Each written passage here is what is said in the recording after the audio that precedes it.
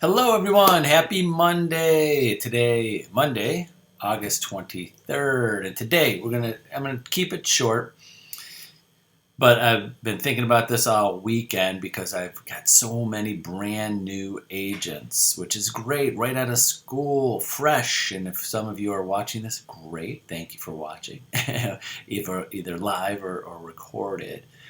But again, this goes out to all agents, but you have to know when you're hitting a barrier. The difference between barrier and failure is a thin line sometimes. And that thin line, and this is in life, in real estate, hitting a barrier and failure is all has to do with how you perceive it and what you do after that when you hit that barrier. You following me? Basically, what I'm trying to say is that in real estate sales, especially our newer agents or agents looking to get into the next level, they hit a barrier. You don't fail. You don't fail. If you're making some prospecting calls and networking with people and passing out your cards, I talk to agents and coach agents all the time, every day, all day long, 7 days a week almost. And they hit a barrier. And usually that barrier is mental. Some agents hit that barrier after like a week of making phone calls. I haven't found any new buyers. You just started. It's a long process sometimes. Some agents, that barrier they don't hit for months, or they just start getting the results from their prospecting and their calls and following up with people and being organized about it, and it becomes a system. And like I always say, is that you got to do things that are easiest for you, that you enjoy the most or hate the least, if that means, of doing prospecting and building your business. You're going to hit barriers, and the barriers are this. The barriers are just what's great about real estate and sales is the barriers. There's so few barriers. So, and I will give you just my knowledge of being a business owner and having in my lifetime of several other types of businesses. What did I do? I took my own advice. Concentrate and master one thing, and that's real estate. So I don't own any other businesses. I do not have any rental properties. I don't have any investments in other businesses other than this. I want to master this, and I want to care about this 7 days a week. I don't want anything to take my time up. I did that in the past, and when you start watering yourself down in other things, you don't get, it's watered down. What does that mean? Watered down. That brings into mind like you're making a dish or eating something, it's watered down, it doesn't taste as good. It's not as the quality is not there. So the point I'm making is that when you hit these barriers in real estate, I look at it as, because of my experience in other businesses, is that the amount of things that you have to overcome in real estate are a lot lower than in other businesses. There's businesses that you have to have, get a space and rent and overhead, and you have, no matter if you open up the doors to a business, I'm just saying business in general, no matter what it is, before you even make your first nickel, you have to hire staff and start paying staff and rent and utilities. Or certain businesses, you got to buy inventory and you got to invest in certain things.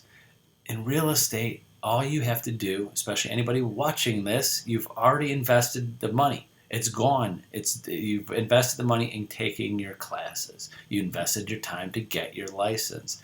Now, all you have to do is invest your time and your effort. I say this to so many agents, and especially the new ones that I talk to. They're in their classes now, and is that this is not you don't have to invest money. Usually the agents that spend a lot of money investing in themselves before they have business is just trying to get around something like I'm going to invest this money and I don't have to spend as much time lead generating and following up with people. Now, there's a lot of agents spend a lot of great money. They have their teams and staff that help support their team and their clients. And you get to a certain level, they're giving back to their clients and client gifts and client appreciation parties. There's different ways to invest the business. But an agent today comes to me and go, I want to generate more business now. How much money do I need to spend? That's just, let's spend more time. Don't spend money.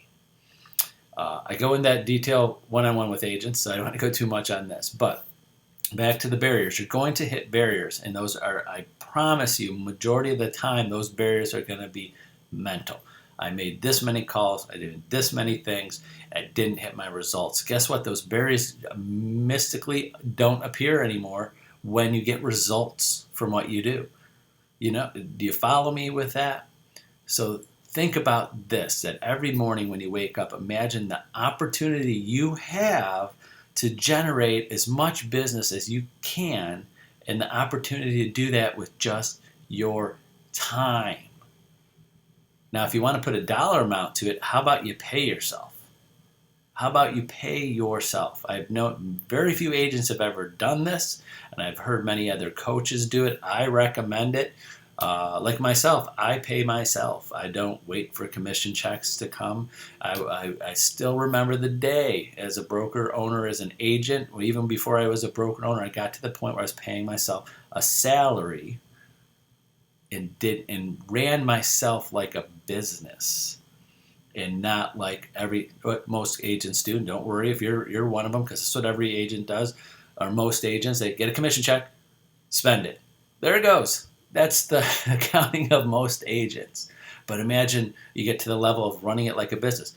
Money comes in, goes into a business account, it sits there, you invest it, you pay yourself your salary once every 2 weeks, once a month. Just like your business, you invest some of those other funds in learning. If you get an assistant, pay for your bills, so you're not worried about your home bills can be business bills because you have a home office. That's a whole nother accounting thing. But the barriers, you're not going to get to the point, hopefully, that you're ever going to get to the point where, certain businesses, like my employees didn't show up for work. Someone, quit, and I got to go find someone else. Or the service that business or store or business that you're opening, you have to rely on other people that you hire and train to take care of your clients, not you. If you're following me on that, you get to control everything. I'm OCD. I'm kind of a control about my time and my quality of what I give out to agents and our clients. And I love it that I can, if needed, I can do every single job in the brokerage. I started this office as a one-man shop. I did the listings. I wrote the checks. I picked up the phone, went from, and that's the best type of business owner you can be. And you're doing that now.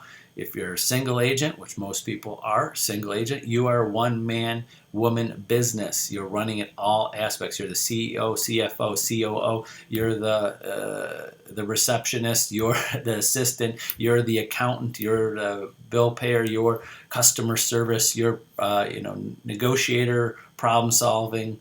You're everything in one, which is a good thing to be. I know when you get really busy, sometimes you wish you had more help, and hopefully if you ever want to get to that point, you hire assistants and people to answer your phone for you, people to follow up on calls for you and handle your transactions. You could get to that point. I see agents right now, many agents with our office have assistants, have transaction coordinators, have people answering their phones. They started just by themselves and now have a staff because they've run their company or their business like a business.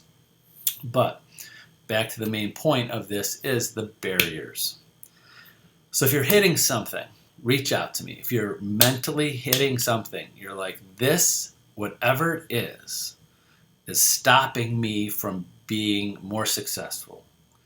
It's stopping me mentally, physically from picking up the phone tomorrow and calling more people, stopping me from wanting to pay my board dues and MLS fees because I didn't have any sales because you're newer and you're just getting your business started, and you got these MLS and board dues that come up every few months. Like that happens. I get on these calls, several times a year when bills are due and have to sit down and go, how much effort are you putting into it? What kind of barriers are you hitting? And always, those barriers are mental barriers that you place on yourself that could be easily overcome by just your mindset and your attitude and getting organized and having a plan and having patience. Patience that the system and the processes will pay off in the long runs. That word long run is all, I don't have a crystal ball, never know when that long run's gonna, some long run could be